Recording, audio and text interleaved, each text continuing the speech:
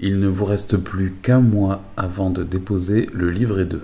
Comment faire pour optimiser votre travail afin de terminer l'écriture du livret 2 à temps? Il n'y a pas 36 solutions. Vous allez devoir vous mettre en modalité robot. Il vous reste 4 semaines environ avant de déposer. Il va falloir que vous segmentiez votre travail. Il va falloir le diviser en plusieurs parties. Vous avez la partie, on va dire, le côté un peu administratif, c'est-à-dire toute la partie informative où on vous demande des informations sur votre structure, sur votre institution, sur ce que vous faites, sur le public que vous accompagnez. Tout ça, ce sont des informations. Donc ça, vous devez faire le bilan de savoir où est-ce que vous en êtes à ce niveau-là.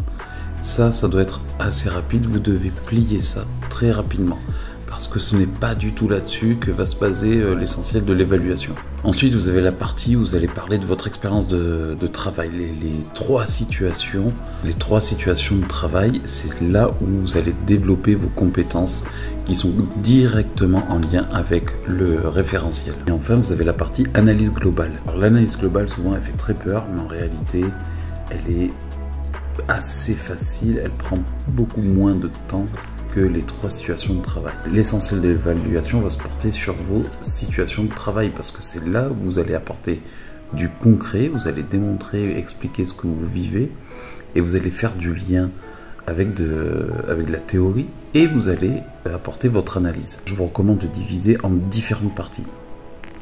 D'abord, vous devez passer un temps à analyser ce que vous avez écrit, surtout dans les situations de travail.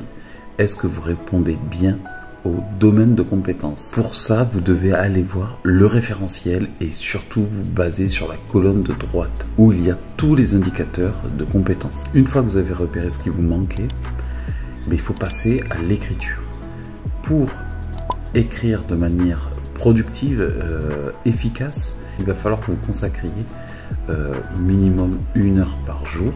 D'accord, c'est vraiment un minimum, l'équivalent d'1 heure par jour jusqu'au dépôt. Pour avancer vraiment de manière efficace, je vous conseille de consacrer, de faire des sessions d'1 heure, 1 heure et demie maximum sur une tâche bien précise et de ne pas vous disperser.